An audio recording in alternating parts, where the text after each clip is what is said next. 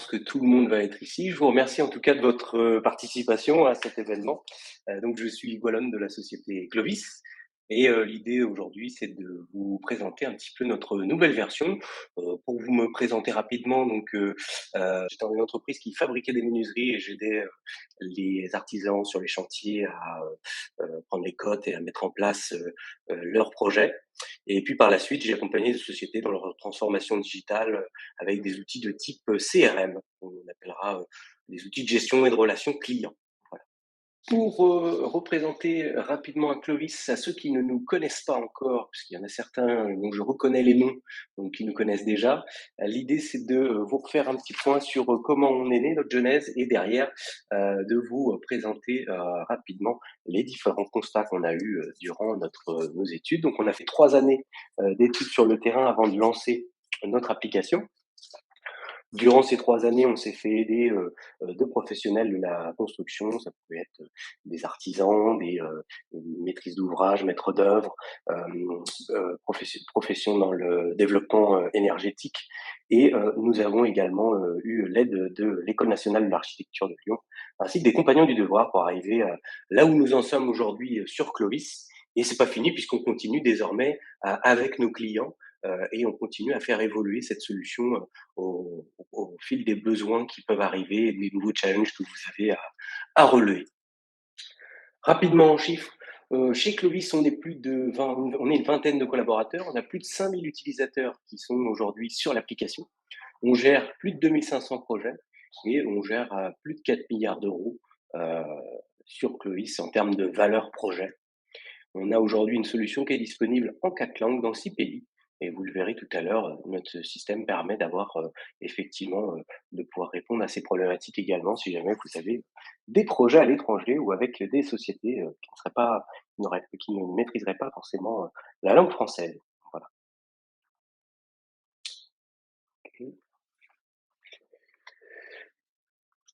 L'ADN de Clovis, bah, vous connaissez pour certains déjà notre première version. Vous aviez, jusqu'ici un planning que vous voyez là, très simple, qui permettait, également d'avoir, une vision, rapide de, tous, vos éléments. On continue donc à le faire évoluer. Il y a beaucoup d'attentes, notamment sur la vision Gantt. La possibilité donc d'annoter vos photos et vos plans et donc de pouvoir également, géolocaliser des tâches directement, sur, un plan ou une photo, de pouvoir également, dessiner, rapidement, sur un plan ou une photo et également, de pouvoir partager, différentes interrogations ou commentaires que vous pouviez avoir, directement dans l'application et donc depuis, comme je le disais tout à l'heure, n'importe quel support. La notion d'export, donc ça existe également. Vous avez la possibilité de faire des exports, de l'ensemble de vos tâches et donc du coup de générer un compte rendu au format Word, Excel ou CSV. Ça, on le fait toujours, mais la bonne nouvelle, c'est que désormais, on le fait encore mieux grâce à cette nouvelle version. Je vous propose de passer directement sur l'application. Donc, pour ceux qui nous connaissent déjà, on a remis un petit coup de neuf. Donc, dès que j'arrive sur Clovis, je vais avoir la possibilité donc de me connecter avec une adresse mail et un mot de passe que vous définissez au démarrage. Et on accède directement à la carte de ces projets avec des typologies de projets qui vont être colorisées selon le type de projet et également la possibilité du coup de pouvoir les visualiser d'un coup d'œil. Vous avez accès directement également à votre organisation. Vous pouvez modifier vos paramètres, votre adresse, etc.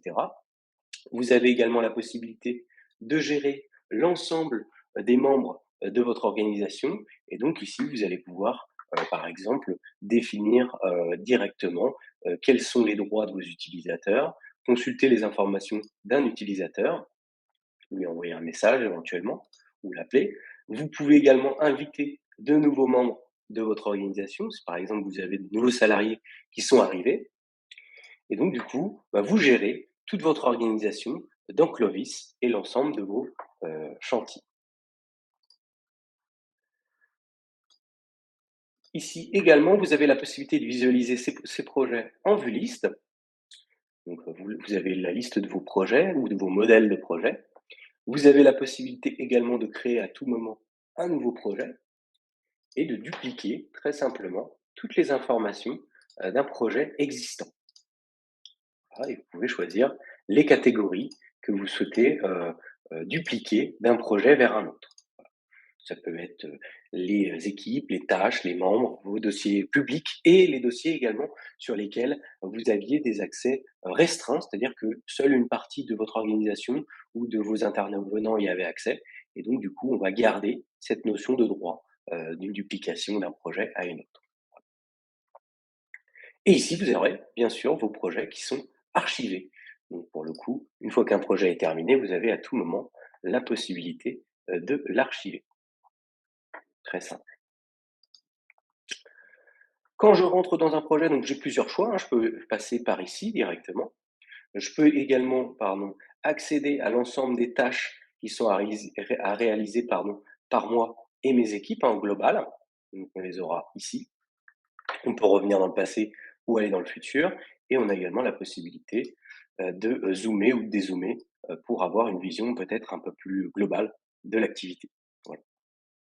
Et on peut également faire des filtres directement, sur une typologie de tâches, une catégorie de tâches ou sur une tâche en particulier ou une phase. C'est vous qui pouvez, définir complètement votre filtre. Dernier point également sur cette, page principale, vous avez la possibilité ici, directement d'avoir l'historique de tout ce qui s'est passé, sur votre compte Clovis et sur l'ensemble de vos projets. Vous pouvez également filtrer et vous pourrez, définir, ici dans vos paramètres, directement, à quelle fréquence vous voulez être averti. Soit vous aurez vos notifications sur l'application, PC, Mac ou, mobile et vous aurez également la possibilité du coup de recevoir, des synthèses par email, globales par semaine ou alors, également, d'en avoir une tous les 2 jours. Vous aurez toutes les informations liées aux invitations qui ont été faites d'intervenants sur votre compte. Voilà. Sur un projet, quand je rentre sur un projet, j'arrive tout de suite sur la fiche de mon projet dans laquelle je vais avoir les informations, principales de mon projet, le nom, l'adresse de mon projet, les participants ici. Donc je retrouve, l'ensemble de mes participants. Je peux à tout moment désactiver un participant, modifier ses droits et j'aurai à chaque fois les informations liées aux organisations auxquelles il fait partie et également les équipes. Voilà, très simple et donc s'affiche. Voilà. Non, pardon. Hop. Ici, vous avez également la possibilité d'éditer, un projet et de modifier toutes les informations principales. Vous pouvez rajouter, des informations clés, par exemple, d'accès, au bâtiment et vous pouvez également, accéder, par exemple, à des maquettes 3D que vous auriez pu, ajouter. Voilà. Tac. Également ici, vous aurez la vision rapide, des équipes qui participent à votre projet. Vous pouvez les éditer à tout moment, hein. Donc ici, vous avez, l'ensemble de vos, typologies d'équipes et vous pouvez en créer, de nouvelles ou modifier des existantes à tout moment ou les supprimer. Ici, vous avez une partie qu'on appelle tags. En fait, les tags, ce sont des catégories ou des grandes phases, hein, si vous voulez visualiser vos tâches par catégorie ou par phase. C'est via cette partie-là qu'on va pouvoir le faire. Et donc, si vous savez pas trop quel type de phase ou quel type de tags vous voulez ajouter, c'est pour ça que, aussi que Clovis existe. On peut vous accompagner là-dessus et c'est ce qu'on fait en général sur les nouveaux arrivants sur la V2. On accompagne beaucoup sur cette partie, pour définir avec vous, ce qui est le plus, parlant et le plus efficace. On se sert bien sûr des projets qu'on a déjà mis en place pour vous accompagner et puis, c'est vrai qu'on fait évoluer toute cette partie-là aussi grâce à vous. En haut, vous avez une mini carte sur laquelle vous avez, la vision, rapide, de où se trouve votre projet et ici, vous avez les informations principales de votre projet. Quel est le type de projet?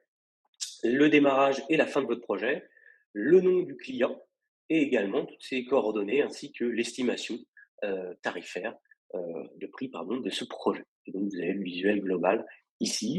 Petit point également, vous avez la possibilité, avant de partir sur un projet, sur un chantier, de regarder combien de temps vous allez mettre, pour vous y rendre, pardon. Donc tout de suite, on va passer sur les outils de navigation. Toutes ces fonctionnalités, vous les retrouverez bien sûr, également, sur l'application mobile. Voilà. Les tâches, donc sur les tâches, vous avez la possibilité de visualiser l'ensemble des tâches d'un projet et vous avez également la possibilité de filtrer ces tâches. Vous pouvez très bien dire: «Je recherche une tâche en particulier, je ne veux voir que les tâches qui sont gérées par Clovis et je ne veux voir, par exemple, que les tâches qui concernent, par exemple, l'équipe 3, et que mes tâches ou que mes tâches», par exemple. C'est vous qui choisissez un petit peu, ce que vous voulez faire. Si, par exemple, vous voulez tout voir, vous nettoyez votre filtre et à ce moment-là, vous avez accès à l'ensemble des tâches. Donc vous pouvez en créer, systématiquement de nouvelles. Ici, par exemple, vous pouvez créer une nouvelle tâche. Vous pouvez, pré-remplir une tâche avec la dernière que vous avez faite, si vous faites des actions récurrentes. Vous pouvez ajouter des abonnés, donc des personnes qui vont être concernées par cette tâche. Ça peut être des organisations, des équipes ou un intervenant ou une personne de votre équipe, de votre organisation. Par exemple, ici, je vais dire que ça me concerne et également ça concerne Lise. Je vais pouvoir ajouter des sous-tâches, donc je peux très bien mettre ici, hem, hem, prendre cote, fenêtre par exemple, voilà. Je peux rajouter encore une fois, d'ajouter, vérifier, espace entre, l'évier et la fenêtre et par exemple ici, régler la crémone, voilà. Et donc, on a tout à fait la possibilité, systématiquement, de venir prendre une photo. Bon, sur votre téléphone, évidemment, il ira chercher votre caméra. Bon, là, pour le coup, je suis sur un PC, donc évidemment, il me prend moi en photo. Bon, c'est pas le plus intéressant. Vous pouvez aussi aller directement chercher une photo directement, sur votre bureau, par exemple, et donc d'aller chercher, dans l'espace où vous les conservez, une photo et l'ajouter, pour que du coup, elle puisse être ajoutée au bon endroit sur votre tâche. Par exemple ici, ouvrir, voilà et donc j'ai ma photo qui est ajoutée, je peux la noter directement. Je peux très bien venir, heu heu, hop là, pardon. Je peux très bien venir dessiner dessus directement en disant que c'est cette partie-là. Je peux également, ajouter des flèches, par exemple, pour dire que c'est bien ici. Voilà et rajouter éventuellement du texte ou le coloriser, il y a aucun souci là-dessus. Vous avez, à loisir la possibilité de le faire. Une fois que vous avez fait ça, vous pouvez enregistrer vos annotations et vous allez pouvoir, du coup, rajouter du texte aussi, hein, il n'y a pas de souci, vous pouvez le faire directement ici. Autre point qui est assez intéressant, vous pouvez aussi ajouter par exemple, d'autres, documents qui peuvent venir, de la partie documentaire de Clovis ou depuis votre ordinateur et donc vous pouvez très bien venir rajouter un plan, par exemple ici et du coup, il va venir s'attacher à, votre, tâche. Voilà et vous pouvez également la lier directement, sur un plan ou sur un fichier que vous avez dans Clovis et donc ici, je peux très bien dire: «La tâche, elle se situe ici» et je valide du coup la position. Voilà. Donc du coup, toute ma tâche est ici. Je peux la nommer en mettant par exemple, finalisation, réglage, OB cuisine par exemple. Voilà et donc du coup, j'ai plus qu'à enregistrer, ou à créer une nouvelle tâche. Voilà, très simplement et je peux aussi bien sûr rajouter des dates, en disant que ça démarre au 14 et ça se termine. Ce serait bien que ce soit fait avant le 20. Voilà et donc ici, j'ai tous ces éléments qui vont être là. Je peux rajouter des catégories à cette tâche et donc je peux très bien dire que ça concerne la partie, menuiserie directement. Donc une fois que j'ai terminé, je peux basculer et donc ici, je vois les progrès, de ma tâche. Si je la rouvre, je peux très bien venir également, ajouter le fait que j'ai déjà fait une partie et je peux également, démarrer, une conversation pour indiquer, par exemple, que, je n'ai pas les clés, par exemple, ou, ouais, puis-je les récupérer? Par exemple. Tac. Très simple. Voilà. Donc du coup, J'envoie ça et les personnes concernées vont pouvoir me répondre et m'expliquer, comment je peux du coup, accéder au bâtiment pour, du coup, exécuter ma tâche, par exemple. Très simple. Systématiquement également, vous avez la possibilité du coup, de, visualiser l'ensemble de ces tâches comme on l'a vu tout à l'heure, en vue Gantt et donc toujours pareil, d'appliquer un filtre ou également du coup de revenir, heu, dans le passé pour voir un petit peu ce qui a pu se produire, ce qui a été fait, ce qui reste à faire et donc ici, je peux très bien dézoomer directement pour avoir une vision peut-être un peu plus, globale. Voilà.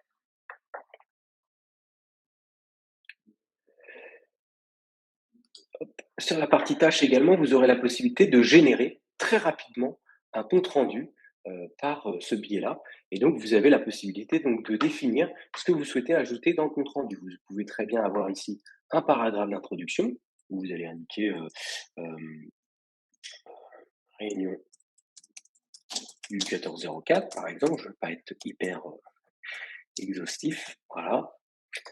Et donc du coup, je vais pouvoir ici rajouter qui était présent, par exemple. Je vais pouvoir dire, moi j'étais présent, il était présente, Clément était absent, par exemple, Alice était excusée et donc du coup, on a tout de suite l'information, heu, dans mon rapport de, qui a pu, accéder au compte rendu. Toujours pareil, vous avez la possibilité de visualiser les personnes qui sont assignées, celles qui les ont vues, les commentaires, les sous-tâches et les différents aperçus de documents. Vous pouvez le recevoir par email ou l'enregistrer directement dans votre dossier.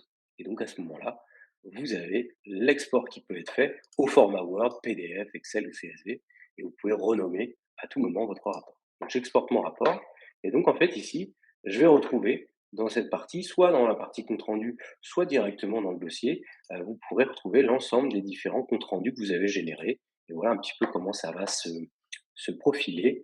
Ici, je retrouve le compte rendu, toutes les informations, qui sont que j'ai présélectionnées. Je peux retrouver donc, les différentes tâches et ce qui a été réalisé, leur géolocalisation sur les différents plans et donc tout mon compte rendu est généré. Vous pouviez très bien appliquer des filtres, hein, pour uniquement avoir, des tâches d'une catégorie ou d'une seule organisation en fonction de pour qui à qui s'adresse ce compte rendu et vous pouvez très bien, demander l'approbation et la signature de ce document, par différents parties. Par exemple, hop, hop, et donc du coup, je peux très bien dire que c'est avant le 18, par exemple. Je sauvegarde et donc les personnes vont recevoir, la demande d'approbation. Je peux le faire avec commentaire ou bien alors je peux le faire tout simplement sans commentaire. Voilà. Donc à ce moment-là, on voit tout de suite, qui doit encore, valider, ce compte rendu et d'ici combien de temps. Sur la partie documents également, vous avez la possibilité de verrouiller, certains dossiers en termes de droit d'accès et donc à chaque fois, vous pouvez gérer les autorisations de chacun de vos documents.